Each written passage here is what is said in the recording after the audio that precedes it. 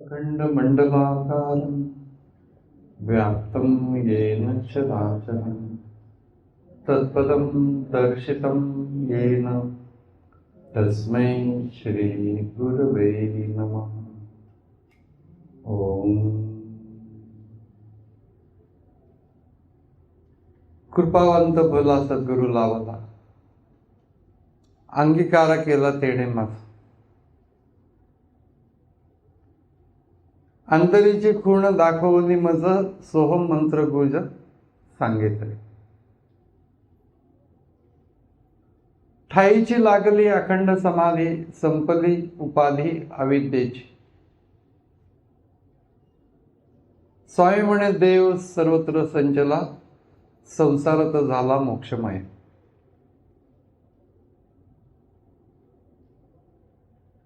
योग पराभंग आपण बघतो आहोत।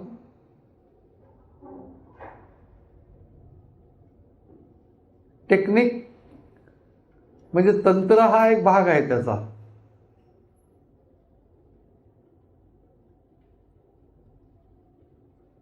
ते तंत्र सांगणारा एखादा दुसरा कोणी असू शकतो,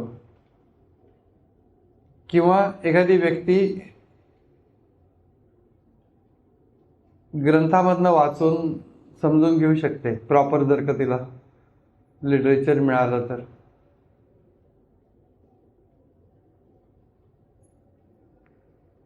पण काही असलं तरी देखील प्रेरणा देण्याचं काम नाही करत, त्रयस्थपणे असतात। पुस्तक असं म्हणत नाही की हे पान उघडा म्हणून।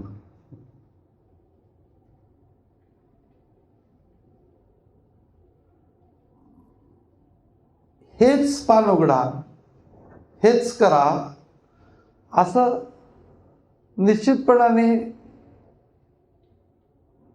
केवळ तंत्र सांगत नाही।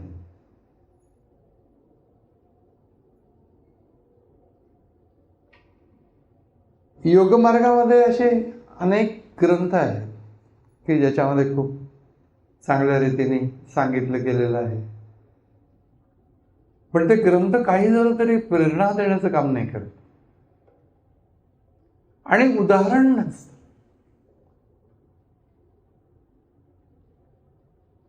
डोळ्यासमोर उदाहरणं जी असतात ती प्रत्यक्षात ते जीवन जगलेले जे लोक असतात त्यांची उदाहरणं असतात।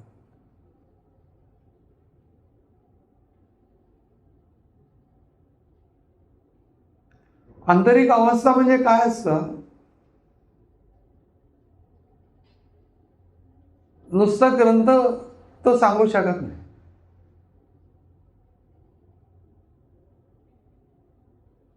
लेडीज क्लब मध्ये विवेकानंदांचं व्याख्यान होतं आणि निघायची तयारी करत होते, त्यावेळेला खूप वेळेला चेहऱ्यावरून हात फिरत होते, ते त्यांचं एकंदर वस्त्र वगैरे नीट करत होते, हे सगळं पुन्हा पुन्हा आरशात बघून करत होते। तर एक त्यांना न्यायला आलेली जी तरुणी होती, तर ती म्हणली की स्वामीजी, आम्ही बायका सुद्धा इतका वेळपर्यंत आरशामध्ये पाहत नाही, आणि इतकं पुन्हा पुन्हा पुन्हा पुन्हा हे सगळं करत नाही ठाकठीक। तर तुम्ही तर संन्यासी आहात, तर तुम्ही हे असं करता?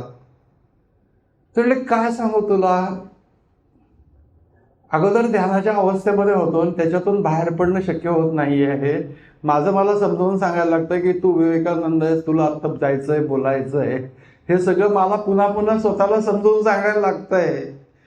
आणि चित्त जे आहे ते आंतरिक अवस्थेमध्ये गेलेलं ते बाहेरच पडत नाही। ही आंतरिक अवस्था इमॅजिन नाही आपण करू शकतो। असं आपल्याला सुचणार पण नाही, कुणालाही असं सुचणार पण नाही की असं सांगावं म्हणून।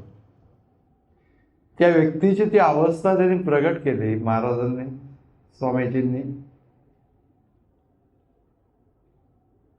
अशा प्रकारची काही अवस्था असू शकते, हे ज्यांच्याकडे पाहिल्यानंतर किंवा ज्यांच्या प्रेरणेनुसार आम्ही साधना केल्यानंतर आम्हाला कळायला लागतं. मुख्य सद्गुरूचे लक्षण: आधी पाहिजे विमळ ज्ञान, निश्चयाचे समाधान, स्वरूप स्थिती. कुठेही गोंधळ समर्थांना अभिप्रेतच नाहीये की सद्गुरू या शब्दाचा वापर भगवद्गीतेने थ्रूआउट केला नाहीये संबंध गीतेमध्ये. याचं कारण हेच आहे की अनेक लोक गुरु होऊन बसलेले असतात.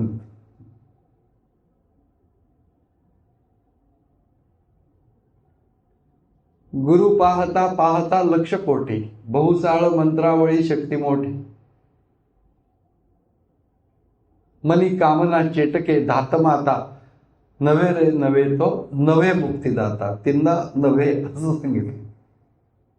या सगळ्या पद्धतीमध्ये जे राहतात ते काही सद्गुरू नसतात. मुख्य सद्गुरूचे लक्षण अगदी डेफिनेट: आधी पाहिजे विमळ ज्ञान, निश्चयाचे समाधान, स्वरूप स्थिती. म्हणजे काही गोंधळच नाही. विद्वान व्यक्ती सद्गुरू असेल का नाही? सद्गुरू विद्वान असू शकतात, पण सर्व विद्वान सद्गुरू असू शकत नाही. कारण की त्यांची विद्वत्ताच त्याच्यामध्ये येण्याची शक्यता असते, त्यांच्या अनुभूतीच्या मध्ये. व्यक्तिमत्वाचा जो वेगळेपणा असतो तो जाण्याच्यासाठी म्हणून व्यक्तिमत्वाच्या मधल्या ज्या माझ्या स्वतःच्या बद्दलच्या कल्पना आहेत त्या सगळ्या बाजूला पडायला लागतात.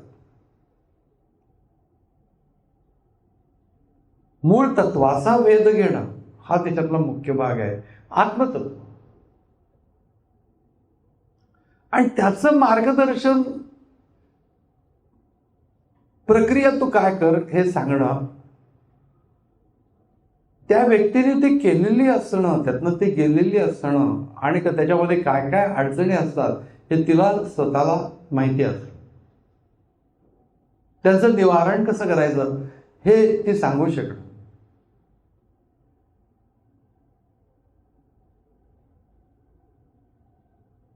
हे सगळं सद्गुरूंच्या मध्ये बघायला मिळतं. आणि हा श्लोक किंवा हा अभंग संबंध संजीवनी गाथेची सुरुवात सद्गुरू या शब्दापासून झाली. सद्गुरू गणनाथ म्हणजे त्याचं जे योगपर भाग सुरू केला त्याची सुरुवात. इतर अभंग आहेत, परंतु योगपर अभंग या शब्दाने सुरू होतो, सद्गुरू गणनाथ. उदार प्रसिद्ध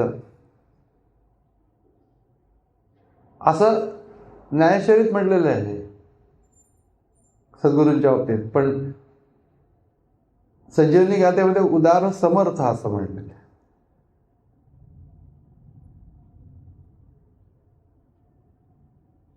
तिथून सुरुवात झाली एकंदर योगपर अभंगांना. आणि त्या योगपर अभंगाच्या मधला योग प्रक्रियेचे अभंग सांगितलंय. हरिपायी लीन झाले माझे मन, तेने समाधान अखंडित. तो पण योगपर अभंग आपण बघितला की त्याच्यानंतर एकूण गगनामध्ये गगनाचा लय झाला वगैरे वगैरे आपल्याला छान वाटतं ऐकायला, एकदम मस्त.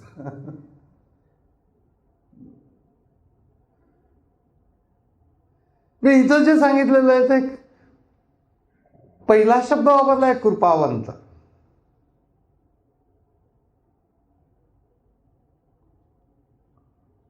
कृपा आणि करुणा या दोन शब्दांच्या मध्ये फरक आहे.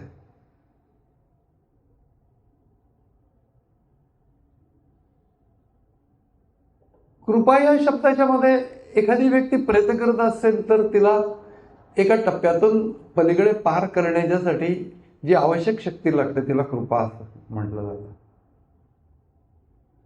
आणि करुणा याचा अर्थ त्या व्यक्तीची, कुठल्याही प्राण्याची, व्यक्तीची, एकंदर खालच्या पातळीवरची जी स्थिती आहे, शारीरिक म्हणा मानसिक म्हणा, त्याने कळवळा येऊन तिला मदत करणे, अशा प्रकारची जी भूमिका असते त्याला करुणा असं म्हणतात.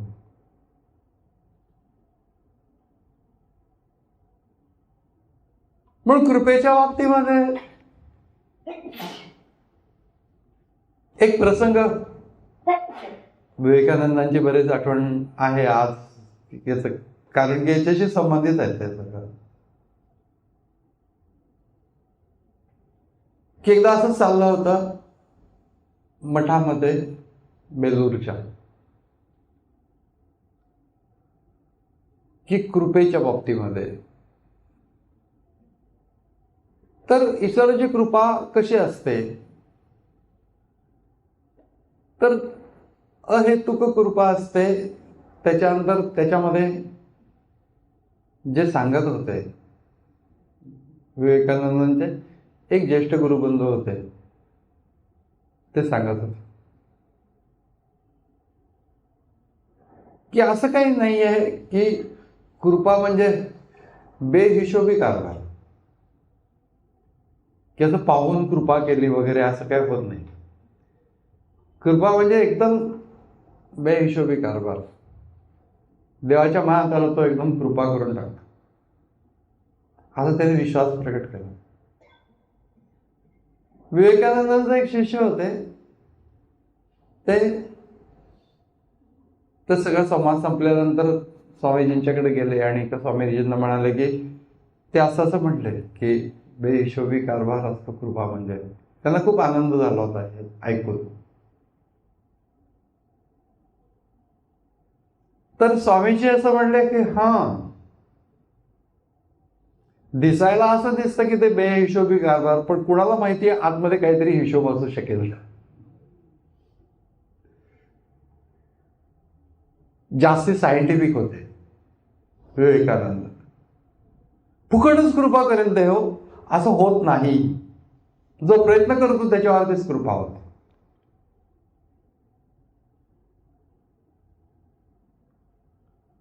म्हणून समर्थांनी सुद्धा त्याच्यावरती भाष्य करताना सद्गुरु कृपा कळेल त्यासी जो शोधील आपण असे.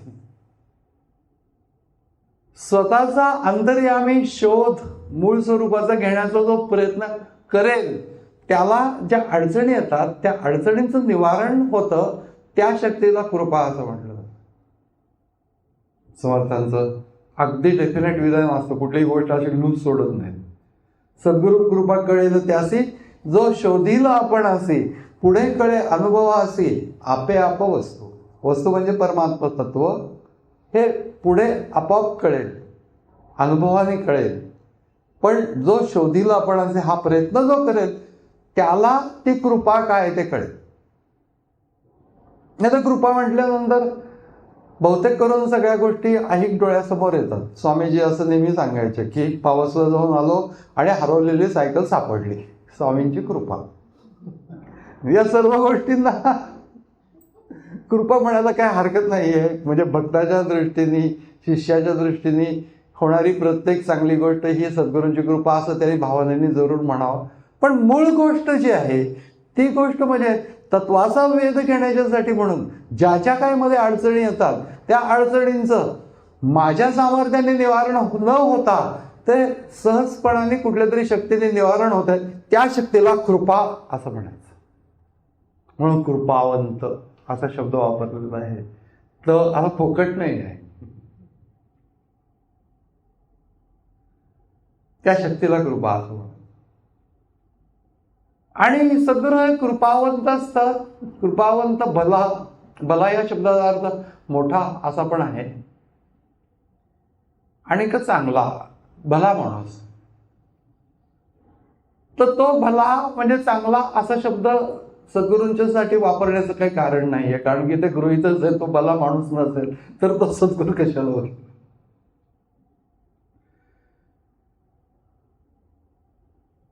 भला हा शब्द कृपावंत या शब्दाशी संबंधित आहे, सद्गुरूशी संबंधित नाहीये.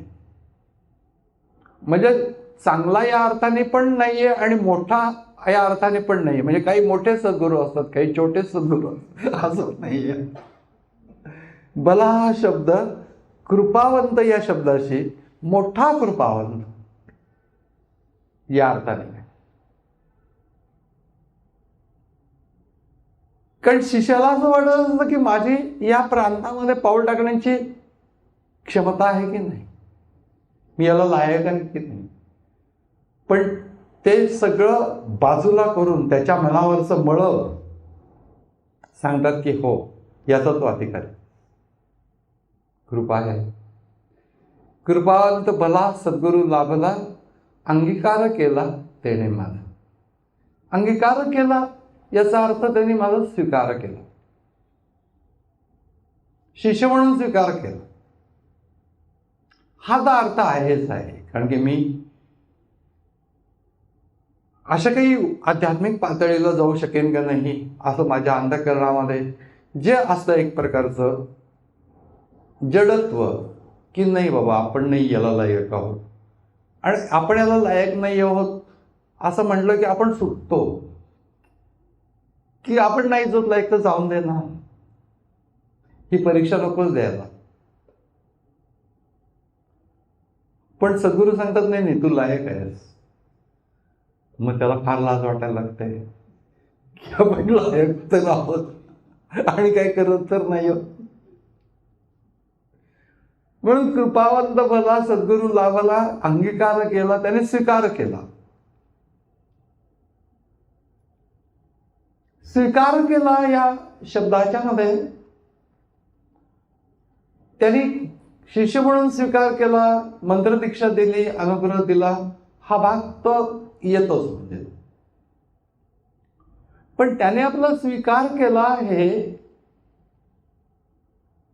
शिष्याला कळेल कसं खऱ्या अर्थाने. तर जसं जसं ती व्यक्ती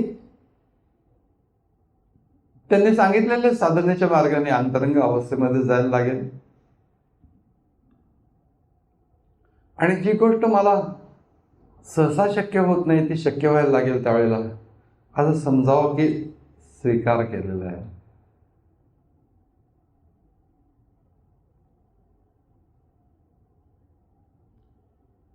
सगळ्यांचा स्वीकार असतो त्यांना,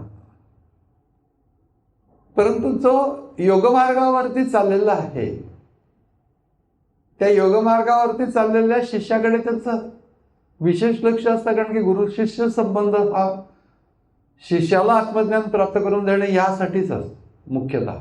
त्याचा उद्देश तो आहे. माध्यम प्रेम आहे. मी प्रेमाचा इथं काही संबंध नाही असं नाही, माध्यम प्रेम आहे. पण माध्यम प्रेम असलं तरी उद्देश प्रेम नाही आहे, उद्देश ज्ञान आहे. आणि त्या ज्ञानाच्या दिशेने जर का तो वाटचाल करत असेल, त्या वाटचालीमध्ये त्याचा प्रयत्न जो आहे त्या प्रयत्नाला एक बळ लाभत असेल, उत्साह वाटत असेल की हा हे करायचंच आहे, मनात काही अडचण निर्माण होत नसतील, समजावं की आपल्याला स्वीकार केला, अंगीकार केला तेणे माझा. अंगीकार केला त्याच्या वेळेला पहिली गोष्ट काय सांगितली तर अंतरीची गुण दाखवणी मज सोहम मंत्र गुज सांगितले. अंतरीची खूण दाखवून दिली. म्हणजे एक काय की मंत्र सांगणे हा एक भाग आहे की श्वास घेताना सो म्हण, सोडताना हम म्हण, अशा रीतीने सोहम सोहम चालत, धरता सो, सांडिता हम, अखंड चाले सोहम सोहम, असं त्या सोहम मंत्राच्या स्मरणाची प्रक्रिया आहे श्वासावर. त्याचा अर्थ असा आहे की सहा म्हणजे परमात्म तत्व आणि अहम म्हणजे आत्मतत्व हे एकच आहेत असा त्याचा अर्थ आहे.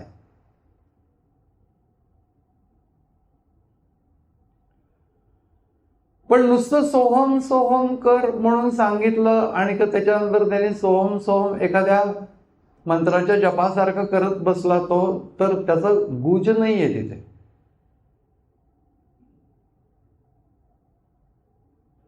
अंतरीची खूण दाखवली. याच्यामध्ये एक आंतरिक प्रक्रिया पण आहे श्वासावरती सोहम घेताना. असा खोल श्वास घेणे उज्जयी प्राणायाम सारखा ज्याच्यामध्ये ध्वनियुक्त असतो तो, असं लोकांना वाटतं की ही अंतरीची खूण आहे म्हणून. प्रक्रियाच आहे त्या अंतरीची खूण काय त्याच्यामध्ये बाह्यच प्रक्रिया आहे. जोपर्यंत प्रक्रिया ज्ञानाला स्पर्श करत नाही तत्वाला स्पर्श करत नाही तोपर्यंत ती बाह्यच आहे. कारण ती अंतरेची खूण नाहीये. असं असं आसन घाल, असं सरळ बस, डोळे मीट, मस्तकात लक्ष केंद्रित कर, श्वास घेताना असा शांतपणाने आत्म्याला दीर्घ घे, बाह्यच आहे. करू नये असं नाही, करावं म्हणजे, परंतु ही गोष्ट म्हणजे अंतरेची खूण नव्हे.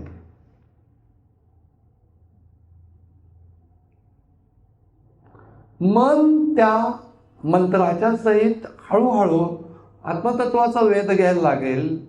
असं ज्या वेळेला स्वतत्वाचा वेध घ्यायला लागेल, असं जेव्हा होईल त्यावेळेला ती आतून कळायला लागतं. ते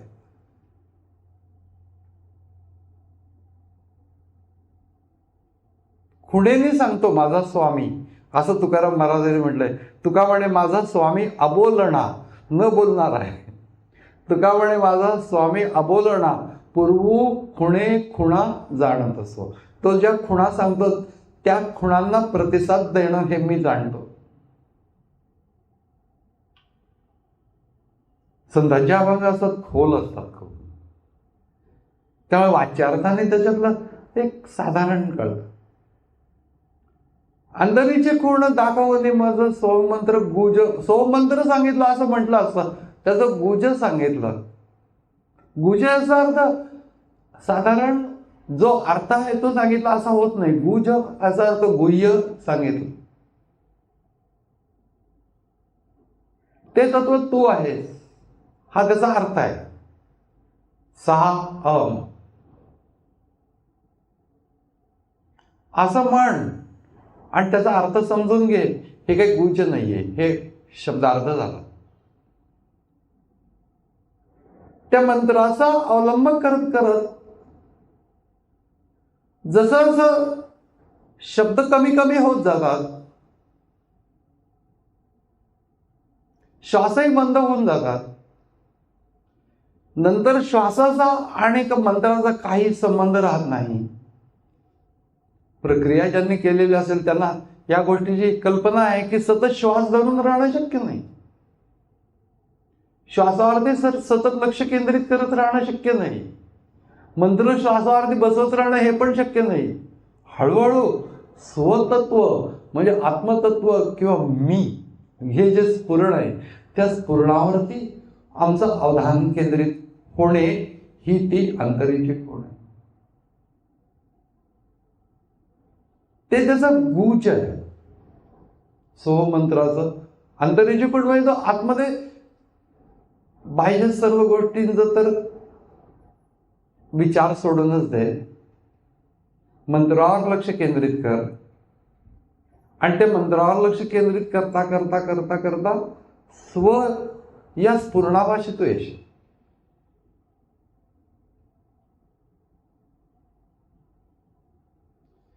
त्या स्फुरणामध्ये राहिलास की ते जे आत्मतत्व आहे त्या आत्मतत्वाचा अनुभव हळूहळू चित्ताला यायला लागेल. काही काळ काही क्षण असे जातील की काहीही अंतःकरणावरती नाही, फक्त जे आत्मस्फुरण आहे तेवढंच.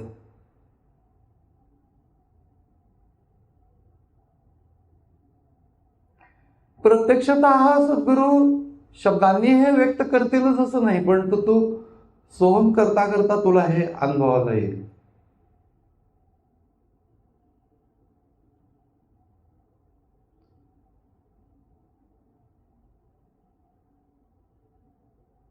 आत्ताच्या काळामध्ये कम्युनिकेशनची साधनं आणि त्या काळातली कम्युनिकेशनची साधनं याच्यामध्ये जमीन आसमानाचा फरक आहे.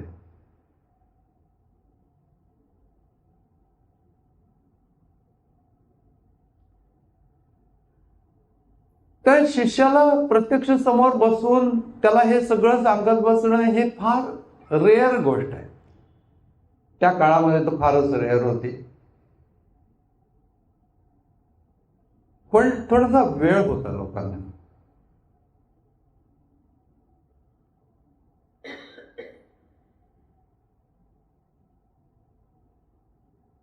स्वामी स्वरूपानंद ज्या वेळेला त्यांच्या गुरूंच्याकडे गेले त्यावेळेला त्यांना असं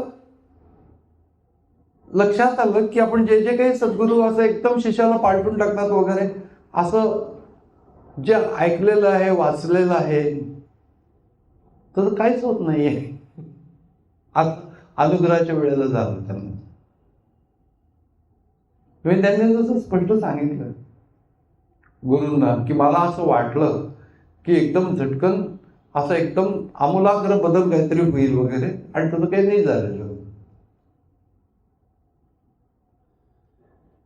तेव्हा ते गणेशनाथ होते त्यांचे जे गुरु, ते एवढंच म्हणले की विरजण लागलेलं आहे. एवढे दोनच शब्द बोलले ते, विरजण लागलंय. म्हणजे आता हळूहळू त्याचं दही होईल ना, आंतरिक प्रक्रिया. त्याकडे बघत बसलं तर कळणार नाही की दही होतंय म्हणून, पण ती एक आंतरिक प्रक्रिया आहे आणि त्याच्यामध्ये बदल होत असतो. सोहम मंत्र गुज सांगितलं, याच्यामध्ये त्या मंत्राचं गुज त्यांनी कानामध्ये हळू सांगितलं असं नाही आहे. साधना करता करता ते गुज त्यांना उलगडलेलं आहे, हे लक्षात घेतलं पाहिजे. अंतरीची खूण दाखवली, म्हणजे कसं दाखवणार अंतरीची खूण? बाहेरून दाखवणार कशी? ती व्यक्ती जर स्वतःच्या अंतरात उतरेल तर आतमध्ये त्याला ते कळेल की असं असं कर म्हणून सांगितल्यानंतर ती खूण आहे. खुणेने सांगितलं जातं. कैसे बोटाने दाखवू तुला, घे अनुभव गुरुच्या मुला, असं ज्ञानेश्वर महाराजांचं अभंग आहे. बोटाने नाही दाखवता येणार, अनुभव घे. हे सगळे तू अभंग पाठ केलेस आणि अप्रतिम रीतीने कित्येक अभंग गायलेले असतात, पण त्याचा तो अनुभव नाही आहे. मी ते आपण ऐकले तरी त्याचा अनुभव तसा येत नाही आपल्याला. आनंद वाटतो, आल्हाद वाटतो, ही सर्व गोष्ट आहे, आपण त्यात रंगून जातो. परंतु हा सगळा जो भाग आहे तो वेगळा, आणि तो कोणी नाही, काही नाहीये, आणि आपण आपल्या अंतरामध्ये स्वतःच्याच आत्मतत्वाशी संबंधित होण्याच्यासाठी आतमध्ये रंगून जाणं, हा एक वेगळा भाग आहे.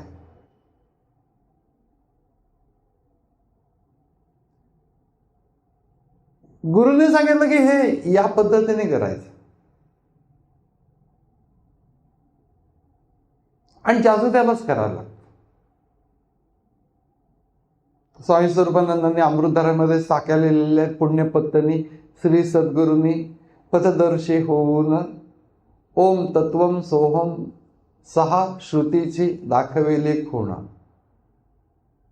आणि म्हणती ते कोण कुणाचा करी येथ उद्धार, स्वये कष्टल्या विणका होतो कोठे आत्मोद्धार.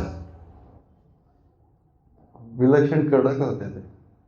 अभ्यास अभ्यास अभ्यास आता ते म्हणायचे, बाकी काही बोलायचे.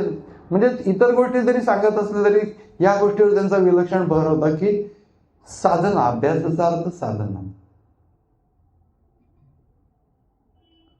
सोम साधनेलाच ते अभ्यास असं म्हणायचे. भजन पण म्हणायचे, सोम भजन करू. व अंतरीची खूण दाखवली याचा अर्थ मी ज्या वेळेला साधना करत असतो त्यावेळेला ती मला उमजते. शब्दांनी मला एका टप्प्यापर्यंत नेता येतं, समजतं मला एका टप्प्यापर्यंत, पण असं म्हणजे काय असतं?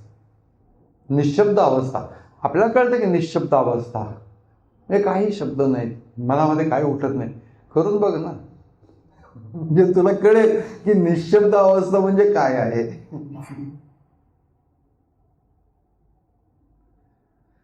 म्हणून ही प्रेरणा देऊन त्यांनी समजावून सांगून, ही प्रेरणा देऊन आतमध्ये अंतरीची खूण दाखवणे मज सोहम मंत्र गुज, सोहम मंत्र नव्हे, सोहम मंत्राचं गुज सांगितलं की ते आत्मतत्व जे आहे तेच परमात्म तत्व आहे. हे शब्दांनी जरी कळलं तरी आत्मतत्व जाणणं, चित्त त्याच्याशी तदाकार होणं, ही जी अवस्था आहे ते सोहम मंत्राचं गुज आहे. कारण ते तत्व मी आहे, ते तत्व मी आहे, ते तत्व मी आहे असं भोकून थोडंच होणार आहे. म्हणजे त्याची विचारधारणा आम्ही उगाळत राहिलो तर ती विचारधारणा आम्हाला तत्वापर्यंत नाही पोचवणार. विचारापर्यंतच आम्ही जाणार.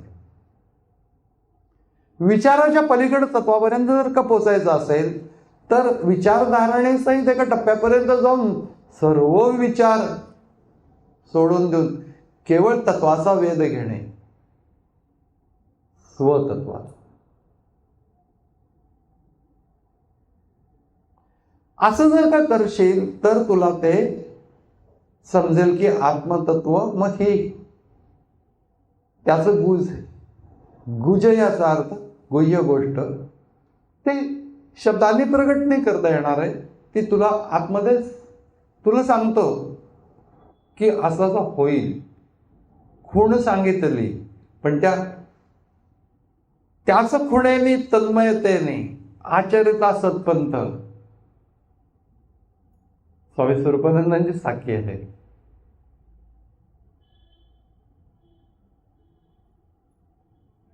तो आनंदाचा प्रांत लागतो याच खुणेने जाता जाता.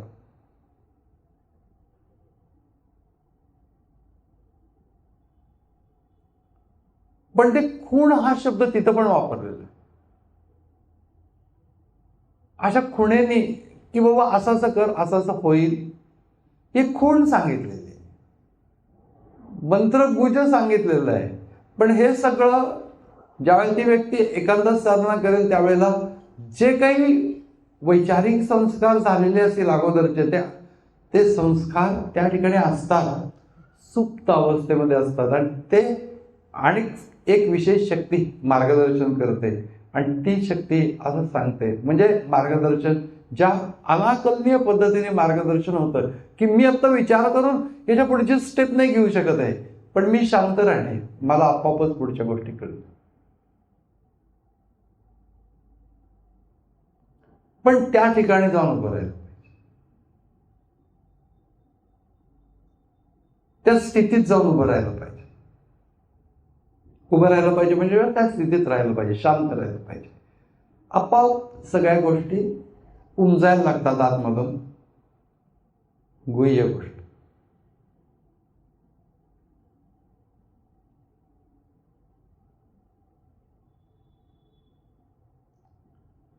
अशी जी स्थिती आहे ती वर्णन करतायत की अंतरीचे गुज, ते सोहमंत्र गुज सांगितलं. अंतरीचे खूण आणि सोहमंत्र गुज. मंत्र हे माध्यम आहे. त्या मंत्राचा गुह्यार्थ अनुभूतीच्या प्रांतामध्ये तो मंत्र त्या डायरेक्शनने देईल, पण तुला जायचं आहे. मंत्राचा अवलंब करून. कारण काय असतं की चित्ताला शब्दाच्या विरहित राहण्याची सवय नसते. एकदा म्हटलं की मी डायरेक्ट त्याच्यावरतीच फोकस करेन, स्वतत्वावरती होणार नाही. तुला काहीतरी आधार घेणं आवश्यक आहे. बदलांना तरी आधार घेणं आवश्यक.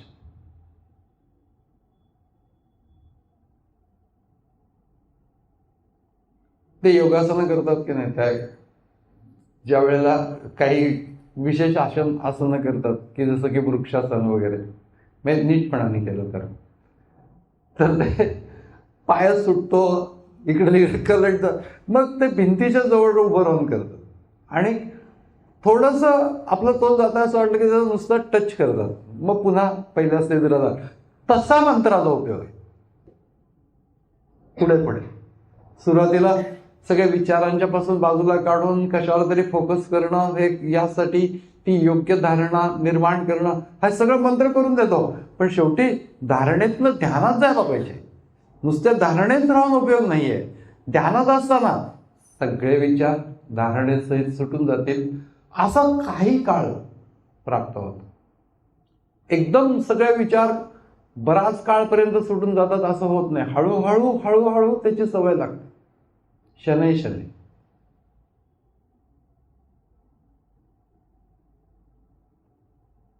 पुढे पुढे आपल्याला त्या गोष्टी एकदम जमायला लागतात. प्रत्येक वेळेला अगदी एबीसीडी पासून सुरुवात करायला लागत नाही.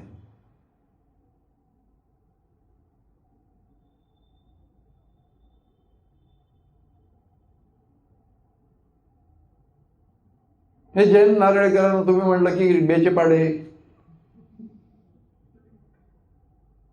आवश्यक नाही. अशा प्रकारच्या व्यक्तींना की जे तत्वापर्यंत त्या त्या क्षेत्रामध्ये पोहोचलेले आहेत,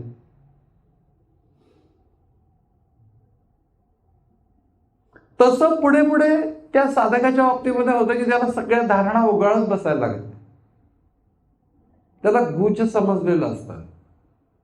त्यामुळे त्याला आधार जरी घ्यायला लागला तरी थोडाच वेळ घ्यायला लागतो. डायरेक्टच चित्त जे आहे ते स्ववर्ती तत्वावर जातं.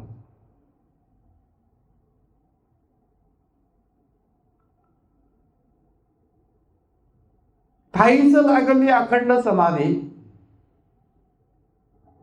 जिथे असू त्या ठिकाणी, ध्यानाच्या ठिकाणीच असं नव्हे, ज्या स्थानी मी आहे स्फुरण, तिथं लक्ष केंद्रित झाल्यानंतर ते स्थान तर कुठं जातच नाहीये की कुठेतरी बाहेर ठेवलेलं आहे, लॉकरमध्ये टाकून आम्ही टूरवर गेलो. मी लॉकरमध्ये नाही टाकते, आपल्याबरोबरच येतो तो टूरवर. तर मी हे जे मूळ स्थान आहे त्या ठिकाणी अवधान केंद्रित करणं हे ठाईच लागली. धी म्हणजे बुद्धी सम होणे, तत्वाशी समाधी. आणि ती अखंड कशी असेल तर प्रयत्नपूर्वक रीतीने ती व्यक्ती जर व्यवहारामध्ये देखील त्या गोष्टीचा प्रयत्न करेल, हळूहळू तिला ती नॅक जमून जाते की स्ववरती अवधान केंद्रित करण्याची ती क्षमता विकसित होते. मग जिथे असेल त्या ठिकाणी त्या मूळ स्थानावरती अवधान राहत. ठाईची लागली अखंड समाधी, संपली उपाधी अविद्येची. उपाधी आज याचा अर्थ बाहेरून चिकटवलेली गोष्ट.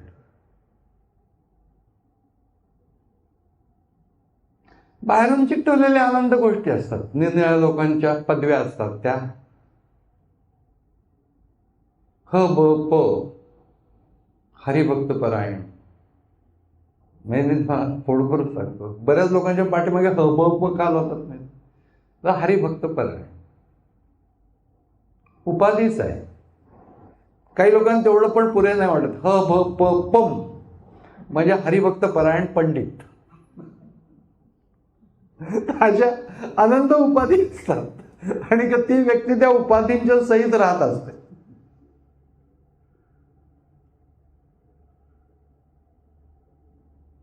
सगळ्या उपाधीच्या मध्ये सगळ्यात मोठी उपाधी काय आहे तर मी आत्मस्वरूप नसून देहस्वरूप आहे, अशा प्रकारचं जे अज्ञान आहे त्या अज्ञानाची उपाधी. मूळ तत्व जे आहे ते ज्ञानमयच आहे. आत्म्याला काही ज्ञान द्यायचं नसतं. उपाधी बाजूला गेलं की मूळ शुद्ध तत्व आहेच आहे. अविद्या म्हणजे तरी काय, तर पंचदशीमध्ये विद्यारण्य स्वामींनी त्याची व्याख्या केली. संसार हा परमार्थोयम. संसार हे जीवनातलं परम अर्थ म्हणजे मुख्य मिळवायची गोष्ट आहे. संसार हा परमार्थोयम संलग्ने स्वात्म वस्तूनी, आणि तो आत्म्याचा आहे असं वाटणे. इथे भ्रांती, ही भ्रांती अविद्यास्यात्. कशाने जाते? विद्येशा निवर्तते, विद्येने जाते. अंधार कशाने जाईल?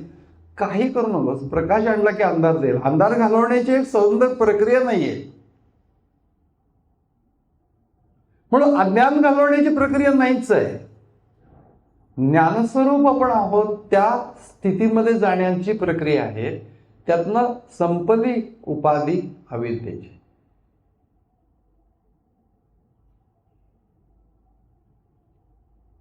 संसार हा आत्म्याचा नाहीच आहे. आत्मा हा त्याच्यावरती संसार असतो. त्याच्याबद्दल सुद्धा त्याच ग्रंथामध्ये ते फार सुंदर दृष्टांत दिलेलं आहे की एक मोठा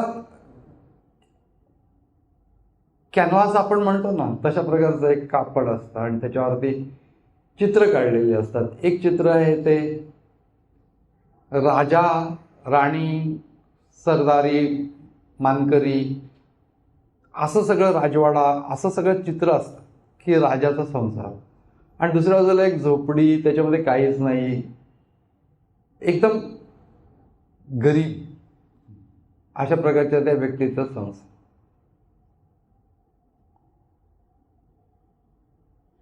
राजाचा हा काय आहे? राजाचा संसार आहे. हा काय आहे? हा त्या गरीबाचा संसार आहे. दोन्ही चित्र एकाच कॅनव्हासवरती आहेत, कापडावरती आहेत. पण कुणी असं म्हणत नाही की कापडाचा संसार आहे. कापडावर दोन्ही संसार आहेत, परंतु कापडाचा एकही संसार नाही. कापडावरती आभासित अशा प्रकारच्या त्या गोष्टी आहेत. तत्वज्ञान हे सांगतं. त्या मूळ तत्व जे आहे, त्या मूळ तत्वाचा काही संसारच नाही आहे आत्म्याचा.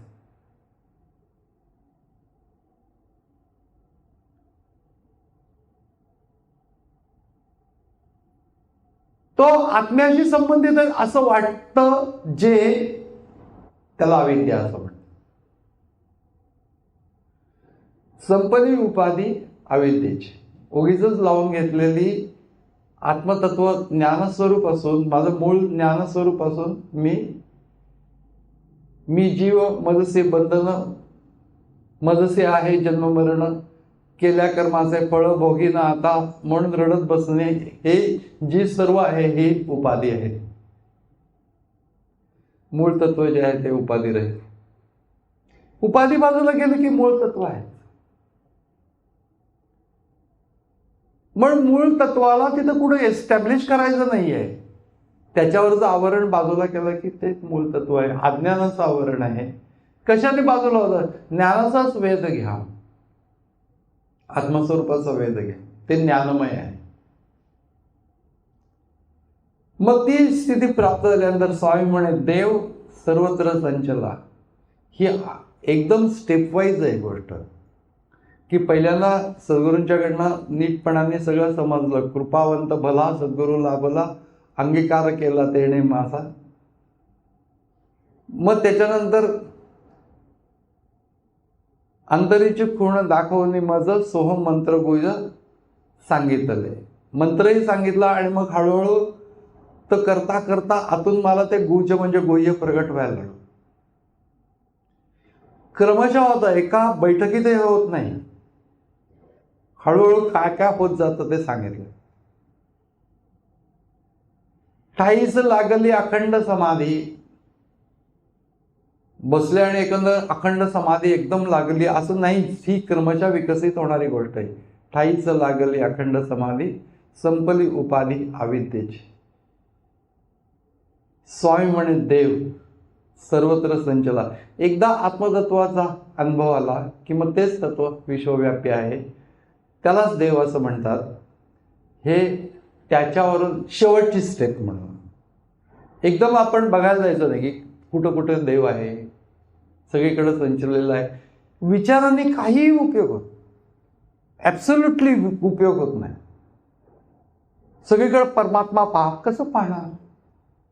स्वतःच्या आतमध्येच पहा.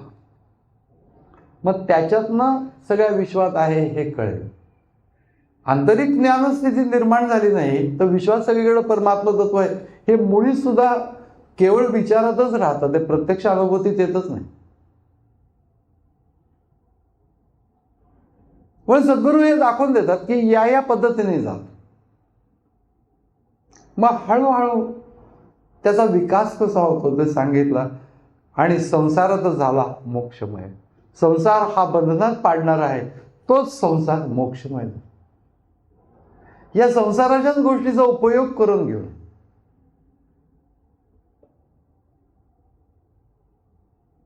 यमराजांनी हे नचिकेत्याला सांगितलं कडोपनिषदामध्ये, अनित्य द्रव्ये प्राप्तवान अस्मि नित्यम.